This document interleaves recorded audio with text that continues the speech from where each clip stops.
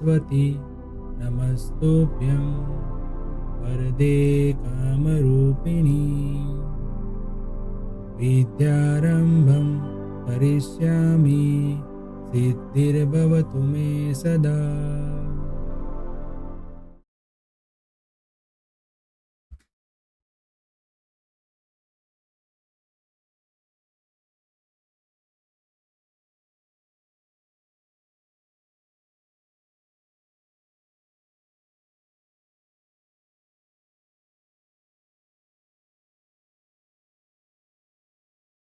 Hello everyone, welcome to Mantra e learning. TY BCom semester 5 statistics में हम chapter number 3 आज start करेंगे, process control technique. आज first lecture में हम इस चैप्टर में देखने वाले इंट्रोडक्शन, मतलब कि प्रोसेस कंट्रोल टेक्निक क्या होती है, उसका किस तरीके से हम बिजनेस में यूज़ कर सकते हैं। वेरिएशन इन क्वालिटी, मतलब क्वालिटी यहाँ पे प्रोसेस को जो कंट्रोल करने की बात है, तो क्वालिटी के अंदर वेरिएशन क्या क्या होता है उसके बारे में जानना पड़ेगा। और ये जो टेक्निक है वो टेक्निक हमें चार्ट के थ्रू हेल्प करती है। तो चार्ट्स किस तरीके से बनते हैं और कितने वेरिएबल्स होते हैं, चार्ट्स ऑफ वेरिएबल अलग अलग के कौन कौन से चार्ट होते हैं, उसके बारे में हम आज के लेक्चर में डिस्कस करेंगे। ठीक है, तो चलिए शुरू स्टार्ट करते हैं। सबसे पहले देखते हैं इंट्रोडक्शन। अब ये टेक्निक की हमें बिजनेस में, इंडस्ट्रीज में यूज़ करने की ज़रूरत क्यों पड़ी, तो सबसे पहले ये है कि आज के जो मॉडर्न टाइम के अंदर देखा जाए तो कंपटीशन बहुत है। हर एक सेक्टर में, हर एक फील्ड में, हर एक इंडस्ट्रीज में देखें तो कंपटीशन बहुत ही है, ये हम कह सकते हैं। ठीक है, तो ऐसे ये कंपटीशन के टाइम के अंदर जो मैन्युफैक्चरर होते हैं,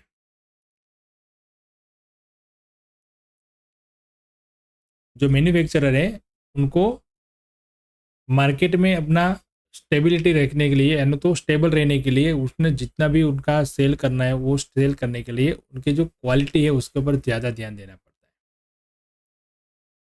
है। बराबर है, यानी कि the basis aim of the manufacturer to see that his product should be compact with other product from the view of quality and price. बराबर है, मतलब कंपटीशन के ज़माने में कभी मैन्युफैक्चरर जो होते हैं उनको खाली प्राइस पे ध्यान देना नहीं, बट क्वालिटी में भी ध्यान रखना है। उनकी जो प्रोडक्ट है वो मार्केट में प्राइस, क्वालिटी सब जगह से सही तरीके से रहेगी, तभी वो मार्केट में टिक पाएंगे या मार्केट में अपना सेल जो उन्होंने डिसाइड किया हुआ है वो कर पाएंगे, क्योंकि कंपटीशन के टाइम के अंदर ये सारी चीज़ें दिखी जाती है। बराबर, अभी क्या होता है, क्वालिटी इसलिए ज़रूरी है क्योंकि कई एक कस्टमर का वर्क, एक ग्रुप ऐसा देखते हैं हम कि जहाँ पे वो क्वालिटी से कुछ भी कॉम्प्रोमाइज़ करना नहीं चाहते। प्राइस चाहे कितनी भी हो, पर क्वालिटी में कॉम्प्रोमाइज़ नहीं होना चाहिए, क्वालिटी उसको 100% ही चाहिए। तो उस टाइप के अंदर हम जब कॉम्पिटिशन में टिकना है तो क्वालिटी पे सबसे पहले ध्यान देना ज़रूरी हो जाता है।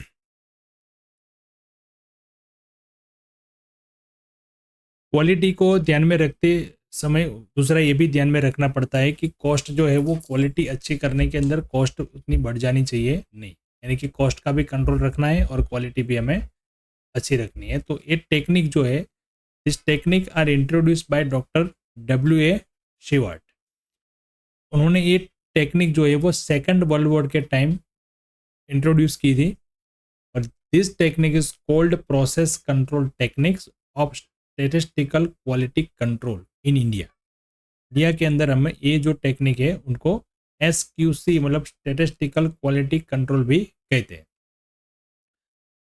स्टेटिस्टिकल क्वालिटी कंट्रोल जो है वो इंडिया में स्टार्ट हुई 1950 से, और इसका सबसे पहले यूज जो किया था वो प्रोफेसर PC महालनोबिस ने किया था। तो तब से ये टेक्निक जो है हम स्टेटिस्टिकल से लेके अभी बिजनेस इंडस्ट्रीज में भी कर सकते हैं। मतलब सबसे पहले इसका इनोवेशन जो हुआ था वो हुआ था वर्ल्ड वॉर के टाइम, उसके बाद इंडिया में हम यूज़ करते हैं इसका 1950 से, और इसका नाम हम SQC भी कहते हैं, मतलब स्टेटिस्टिकल क्वालिटी कंट्रोल भी कहते हैं। बराबर है। अब क्वालिटी में वेरिएशन क्यों आता है?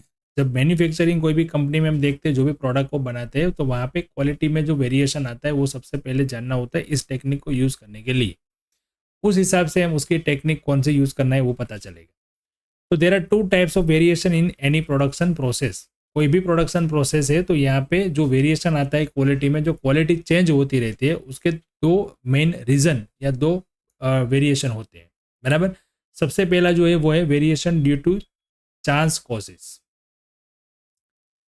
अब ये कुछ ऐसे रीज़न हैं क्वालिटी चेंज करने के होने के लिए, जैसे हो गया defect in machinery. The variation in the quality of product may not be due to any defect in the machine efficiency of workers, change in time, etc. This variation result from many minor causes, and such variation are not completely removed. So even if these variation are present in process, the process is said to be under control. ये ऐसे reason है chance कोशिश में हम ऐसा बता सकते हैं कि जो छोटे मोटे प्रॉब्लम्स आते हैं, छोटे बड़े चैलेंजेस आते हैं मशीन्स के अंदर या कुछ वर्कर की कुछ हम क्वालिटी के हिसाब से, वो चेंजेस क्वालिटी के अंदर दिखते हैं हमें उसके रीज़न से हिसाब से। तो ये ऐसे रीज़न है जो हम रिमूव नहीं कर सकते, तो इसको साथ में लेके चलना पड़ता है। और ये रीज़न कैसे है वो जानने के लिए एक टेक्निक जो है हम वो यूज़ करेंगे, बट वो रीज़न ऐसे है कि उसको हम दूर नहीं कर सकते, फिर भी हम मानते हैं कि जो कंट्रोल प्रोसेस है वो अंडर कंट्रोल है।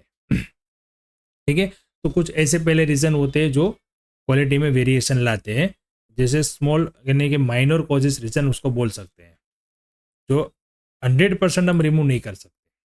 थोड़े बहुत चांसेस है उसको रिमूव करने के, पर 100% वो रिमूव हो जाए ऐसा नहीं कह सकते। सेकंड टाइप के जो है वो है असाइनेबल कॉजेस, जो हमें देख सकते हैं उसको, उस टाइप के कॉजेस, उस टाइप के रीजंस। जैसे the variation in quality can be find and should be removed is variation due to assignable causes. Following are the variation due to assignable causes. पहले वाले जो थे चांस कॉजेस जो थे वो ऐसे कुछ रीजंस थे जो हमें बहुत ही माइनर टाइप के होते हैं, जो ज़्यादातर दिखते नहीं है, और अगर पता भी चले तो उसको हम 100% रिमूव नहीं कर सकते, उसमें थोड़ा बहुत चेंजेस ला सकते हैं। बट ये कुछ ऐसे रीज़न है जो हम देख सकते हैं और उसको रिमूव करना भी हमारे हाथ में है। Difference in the quality of raw material. Yes, जो रॉ मटेरियल आता है प्रोडक्शन के लिए, अगर उसकी क्वालिटी चेंज हो गई तो ऑब्वियसली जो प्रोडक्ट हमारी बनेगी उसमें भी क्वालिटी चेंज हो जाएगी।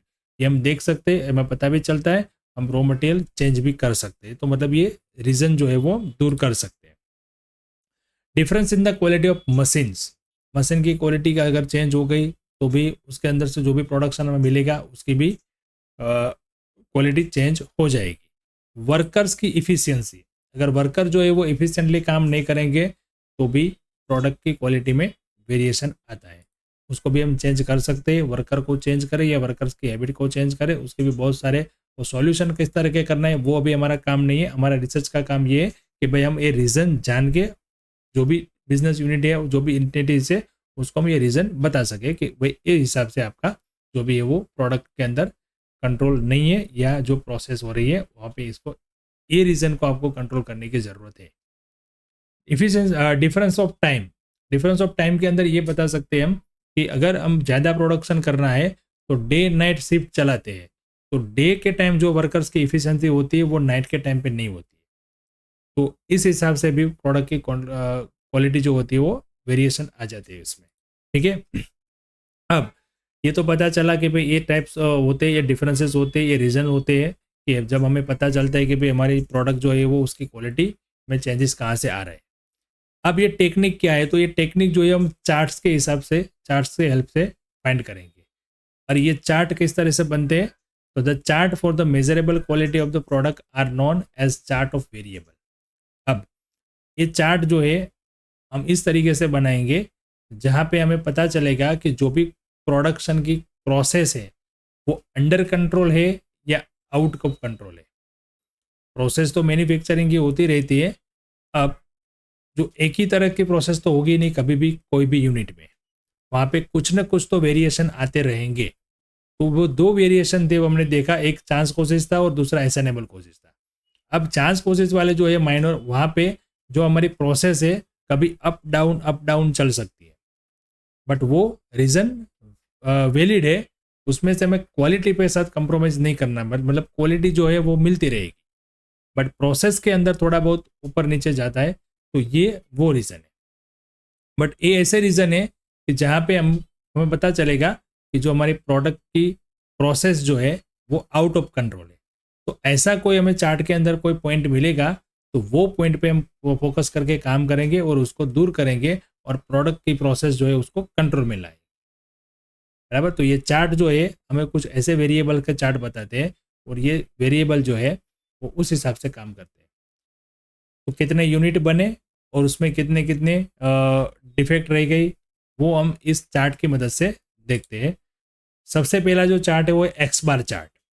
एक्स बार यानी मतलब बोलते हैं हम average, mean. X bar chart की मदद से हम ये डिफाइन कर सकते हैं कि प्रोडक्ट जो प्रोसेस है वो कंट्रोल में है या नहीं। तो एक्स बार की फॉर्मूला हमें पता है सिग्मा एक्स अपॉन एन। तो पहले वो फाइंड करना है इस मेथड के अंदर हमें, और फिर दूसरी जो फॉर्मूला है वो है एक्स डबल बार। अब एक्स डबल बार का मीनिंग क्या होता है? एक्स डबल बार मतलब जितने भी हमें एक्स बार मिले वो एक्स बार का फिर से एक्स बार फाइंड करना है। पहले हम एवरेज निकालेंगे और जितनी भी एवरेज मिलेगी उन सब की एवरेज की दूसरी बार एवरेज निकालेंगे, मतलब वो हो गया एक्स डबल बार। उसकी फॉर्मूला है sigma x bar divided by M. X bar का टोटल करना है और उसको डिवाइड करना है एम। यहाँ पे जो सिंबल लिखना है उसमें थोड़ी गलती है, यहाँ पे एक्स डबल बार नहीं एक्स बार ही आएगा। Sigma x bar divided by M. M मतलब होता है जितने हमने एक्स बार के टोटल किए वो, बराबर। ये यहाँ पे मेंशन किया गया है एन मतलब सैंपल साइज और M is equal to size of sample. तो पहले हमें एक्स बार चार्ट में इसकी कैलकुलेशन करनी है, एक्स बार और एक्स डबल बार की। फिर कुछ यहाँ पे हमें लिमिट्स फाइंड करनी है। एक होती है अंडर कंट्रोल लिमिट, यूसीएल जिसे बोलते हैं।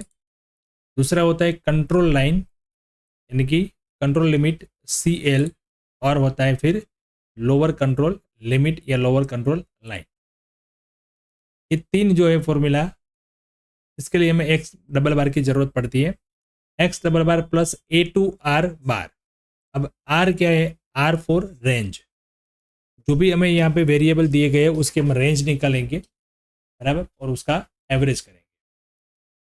सी एल यानी एक्स बार, जो एवरेज होता है वो कंट्रोल लाइन होती है, और X double bar plus A two एक टेबल की वैल्यू है जो हमें एग्जाम्पल में दी होगी।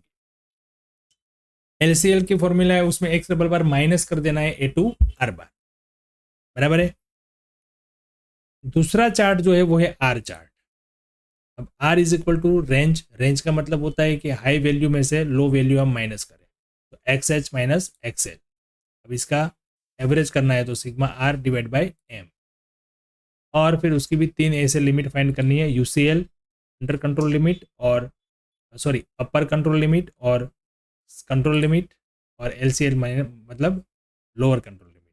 यूसीएल का मतलब होता है अपर कंट्रोल लिमिट, सीएल का मतलब होता है कंट्रोल लाइन और कंट्रोल लिमिट, या एलसीएल का मतलब होता है लोअर कंट्रोल लाइन और लोअर कंट्रोल लिमिट। यहाँ पे D3 और D4 जो है वो टेबल की वैल्यू है, वो भी हमें एग्जाम्पल में मेंशन की होगी। चलिए एक एग्जाम्पल देख के हम समझते हैं ये चार्ट किस तरह से हमें हेल्प करता है। तो एग्जाम्पल है 10 sample each of size 5 are drawn from a product process. 10 sample, हमने 10 सैंपल लिए हैं, ईच ऑफ साइज 5 मतलब 10 सैंपल जो लिए उसमें एक सैंपल में 5 वैल्यूज थी या 5 यूनिट थे। 5 are drawn from a production process. एक प्रोडक्शन प्रोसेस में से हमने 10 सैंपल लिए और एक सैंपल के अंदर 5 यूनिट थे। The following table give the value of X bar and R. यहाँ पे एक टेबल दिया गया है उसमें एक्स बार और आर की वैल्यू ऑलरेडी दी है। Obtained from the sample, draw x bar and R chart and report about the state of control. X bar और आर चार्ट बनाना है और उसके बाद में बताना है कि जो प्रोडक्ट प्रोसेस जो है वो कंट्रोल में है या नहीं। सैंपल नंबर यहाँ पे दिया है फिर मीन यानी कि एक्स बार और रेंज यानी कि आर दिया है। टोटल नंबर थे 10 यानी कि 1 2 3 4 5 6 7 8 9 10। अब यहाँ पे ये टोटल आ गया एक्स बार और रेंज का भी यहाँ पे हमें डिटेल दिया है। अब टोटल सैंपल कितने हैं 10, इसका मतलब हुआ n इज इक्वल टू 10। अब यहाँ पे 10 जो एक्स बार हमें दिए उसका टोटल कर लेंगे तो ये मिल जाएगा सिग्मा एक्स बार, और ये आर जो है उसका टोटल करेंगे तो मिलेगा सिग्मा आर। तो सिग्मा एक्स बार का टोटल यहाँ पे मिलता है 193 और रेंज का जो टोटल मिलता है वो है 60। अब हमें दो चार्ट बनाने हैं एक्स बार और आर, तो दोनों के पहले हम वैल्यूज फाइंड कर लेते हैं और ये भी वैल्यू हमें यहाँ पे दिए। देखो n इज इक्वल टू 5, उसके लिए a2 0.58। इसी तरीके से आपको एग्जांपल में भी वैल्यू है दी होगी a2 d3 और d4। n 5 के लिए वैल्यू दी है और n 10 के लिए वैल्यू दी है, मतलब सैंपल साइज जो आपका है वो 10 का है या 5 का है, उस हिसाब से आपको यहाँ पे वैल्यू लेनी है एक्स बार चार्ट। तो इसके पहले में कैलकुलेट करना पड़ेगा एक्स डबल बार, तो sigma x bar divide by M, M मतलब नंबर ऑफ सैंपल, तो is equal to 193 divide by 10, तो 19.3। R bar sigma R upon M, तो 60 और नंबर ऑफ सैंपल थे हमारे 10, तो divide by 10 is equal to 6। Sample size और sample number ये यहाँ पे खास ध्यान में रखना है। सैंपल साइज जो होती है वो होता है n, और नंबर ऑफ सैंपल यानी कितने सैंपल लिए हैं वो। ठीक है, कैलकुलेशन जब हमने पहले दी थी वहां पे लिखा हुआ है।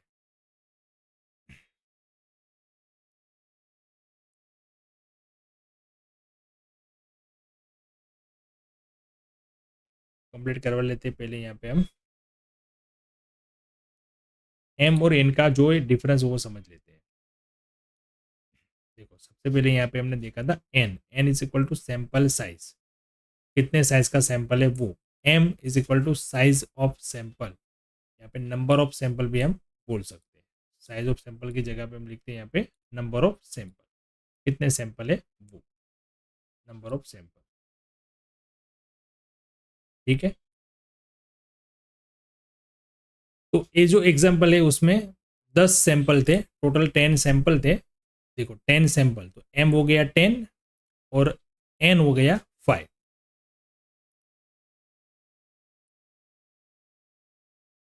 अब x डबल बार और r बार की कैलकुलेशन हो गई है, तो कंट्रोल लिमिट्स फाइंड कर लेते हैं x बार चार्ट के लिए। अपर लाइन की जो फॉर्मूला थी वो थी x double bar plus a2 r बार।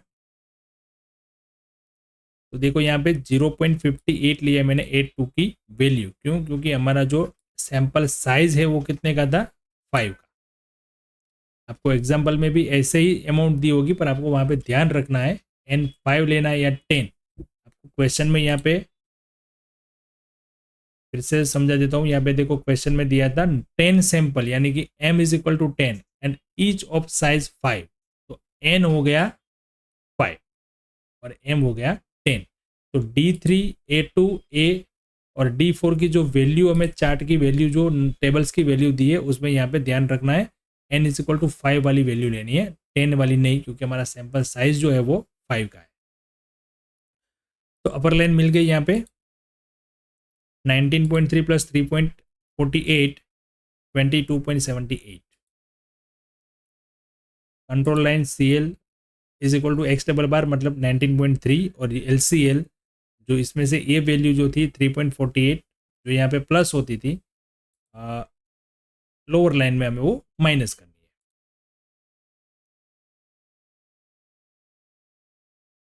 तो 15.82। अब आर चार्ट के लिए लिमिट फाइंड कर लेते हैं। तो अपर लाइन थी D4 R बार, D4 2.12 और 6 12.72, और CL इज इक्वल टू था R बार, तो ये 6 आएगा कि R बार कैलकुलेट किया है 6, और LCL आएगी D3 R बार। D3 वहाँ पे देखो 0 है N5 में, और D4 2.12 था, तो LCL हो गई 0।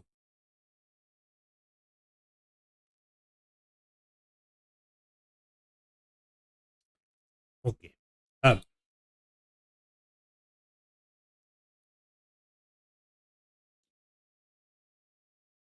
अब यहाँ पे हम एक्स बार चार्ट देखते हैं, तो कुछ इस तरीके से चार्ट हमें मिलेगा। अब ये चार्ट कैसे ड्रॉ किया है वो आपको यहाँ पे एक्सप्लेन करता हूँ मैं।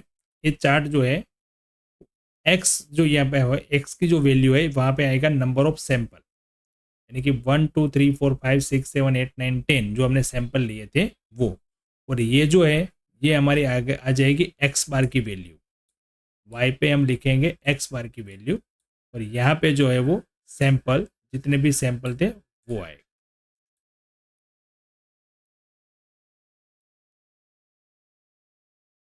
ठीक है, ओके। अब सैंपल लिख लिए 1 to 10, और यहाँ पे एक्स बार की वैल्यू कैसे आएगी, तो एक्स बार की वैल्यू के लिए हमें मेजरमेंट लेना पड़ेगा। अब एक्स बार की वैल्यू देखो यहाँ पे कितनी है, 18 to 20, यानी कि सबसे बड़ी वैल्यू जो है वो है यहाँ पे 22, और सबसे कम देखे तो है 16, यानी 16 से 22 तक हमें वैल्यू लेनी है, बराबर। तो कुछ इस तरीके से हम यहाँ पे चार्ट की वैल्यू लिखेंगे। तो यहाँ से हमने स्टार्ट किया है, 15 से एक का मेजरमेंट लिया है, मतलब ये जो 5 सेंटीमीटर होता है चार्ट में उसका हमने एक का वैल्यू लिया है, तो 15 से स्टार्ट किया और 24 तक लिखा है, क्योंकि सबसे कम वैल्यू जो थी वो कितनी थी, 16, और सबसे ज़्यादा थी वो 22। तो ये जो चार्ट है ना वो आपका 10 to 10 कॉलम में बने उस तरीके से आपको मेजरमेंट लेना है, बराबर। ओके, अब जो पहला सैंपल था, सबसे पहला सैंपल था, उसकी वैल्यू थी 18, फिर 23, 20। तो ये पहले सैंपल का जो वैल्यू है उसका हम पॉइंट निकालेंगे पहले, फिर दूसरा सैंपल, फिर तीसरा सैंपल, उस तरीके से हम वैल्यू पॉइंट निकालते जाएंगे पहले चार्ट पे। देखो 18 यहाँ पे आ गया, नंबर 1 पे 18, नंबर 2 पे था 23 या 22, तो ये यहाँ पे आ गया। आप चार्ट पेपर के करोगे तो आपको एक्यूरेट माप मिलेगा। यहाँ पे मैंने थोड़ा जिस तरह से लिया है थोड़ा बहुत ऊपर नीचे होगा, पर आप चार्ट पेपर पे करोगे तो परफेक्ट आपको मिल सकता है। नंबर 3 पे आएगा 20, और 16, 18, 18, इस तरीके से हम आगे पॉइंट लेते जाएंगे चार्ट में। यहाँ पे आ गया 16, फिर 18, ये भी 18, उस तरीके से हम 10 तक यहाँ पे वो चार्ट के जो भी पॉइंट है वो कर लेंगे, फिर उसको लाइन से मर्ज कर लेंगे, ड्रॉ कर लेंगे। अब जो 3 लिमिट हमने फाइंड की थी, वो पहली लिमिट थी अपर लाइन। अब अपर लाइन कहाँ पे आएगी, तो अपर लाइन के लिए यहाँ पे वैल्यू हमने फाइंड की, एक्स बार में देखते हैं। अपर लाइन 22.78, 19.3 और 15.82, तो ये तीनों लाइन हम चार्ट में ड्रॉ कर लेंगे। सेम यहाँ पे 22 पे पॉइंट जो भी समथिंग था वहाँ पे अपर लाइन आ गई, और यहाँ पे आ गई लोअर लाइन LCL, और ये आ गया कंट्रोल लाइन, जो भी उसका मेजरमेंट था वो। अब देखो ये चार्ट जो है उसके जितने भी पॉइंट्स है वो हमें अपर लाइन और लोअर लाइन, इसके बीच सारे पॉइंट जो है वो देखने, कोई भी पॉइंट ऊपर या नीचे बाहर जाना नहीं चाहिए। अगर बाहर जाता है तो हम कंक्लूजन कर सकते हैं कि ये प्रोडक्शन प्रोसेस जो है वो कंट्रोल में नहीं है, आउट ऑफ कंट्रोल है। तो यहाँ पे देखो नीचे नीचे के साइड देखें तो कोई पॉइंट बाहर नहीं है, पर ऊपर के साथ एक पॉइंट ये बाहर है, और वो है सेकंड नंबर के सैंपल का। तो यहाँ पे हम कंक्लूजन दे सकते हैं कि एक्स बार यानी कि एवरेज के हिसाब से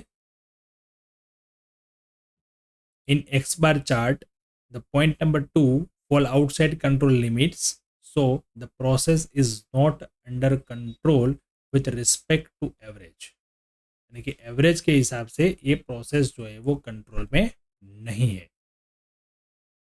बराबर है।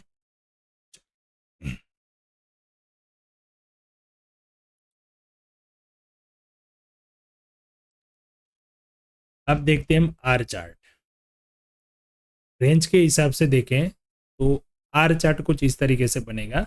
जैसे हमने एक्स बार चार्ट बनाया वही सेम प्रोसेस यहाँ पे यूज़ करनी है, पर यहाँ पे जो एक्स की जो वैल्यू है वो एक्स की वैल्यू में सैम्पल नंबर ही आएगा, बट यहाँ पे जो ये वैल्यू है वाई पे ये वैल्यू आ जाएगी आर की। तो यहाँ पे हम लिखेंगे आर की वैल्यू, और यहाँ पे तो सैंपल है तो सैंपल ही रहेंगे।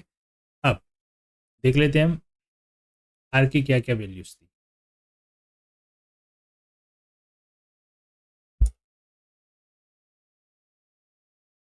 अब फर्स्ट नंबर का सैंपल जो था उसमें आर की वैल्यू थी 6, सेकंड नंबर में 8, और उसका जो रेंज हमने लिया वो भी इस तरीके से लिया।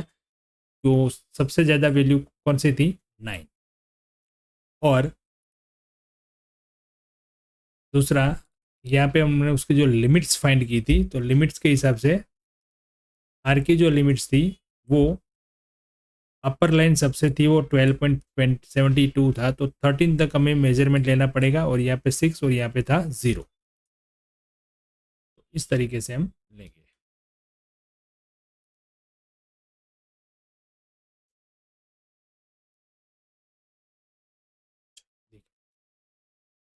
बराबर है। तो 0 से लेके 13 तक क्यों? क्योंकि यूसीएल जो है हमारी अपर लाइन वो 12.72 थी, तो किस यहाँ पे आएगी। सीएल जो है वो 6 था तो यहाँ पे आएगा, और एलसीएल था 0, तो मैं 0 से लेके 13 तक। आपका चार्ट जो है ना वो अच्छा तभी लगेगा अब जब एग्जाम में भी करोगे या खुद से प्रैक्टिस जब करोगे तब। तो ये जो कॉलम है मिनिमम, ये कॉलम जो है वो 10 to 12 होने चाहिए, उससे ज़्यादा नहीं रखने। इस हिसाब से मेजरमेंट लेना है। ठीक है।